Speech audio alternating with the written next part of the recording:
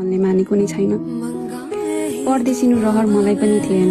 हजुरहरूको साथ छोडी सात समुद्र पारी जान मेरो कुनै सपना थिएन। तर के गर्नु बाबा, दुःख हेरेर बस्न मेरो मनले मानेन। तीता वचनहरू अनि सबैको तिरस्कार मनमा लागेको छ। केही भनेर मात्रै फर्किन्छु भन्ने हिम्मत यो मनमा पलाएको छ। छोरी अब सानी छैन बा, ठुली भएकी छ।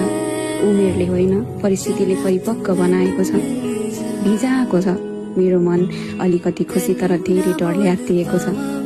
तर जानु त पर्छ जसरी नि, आफन्त पनि किन्नु छ। किनकि त्यही पैसा नभएर आफ्नै आफन्तहरूले लत्याएको छ।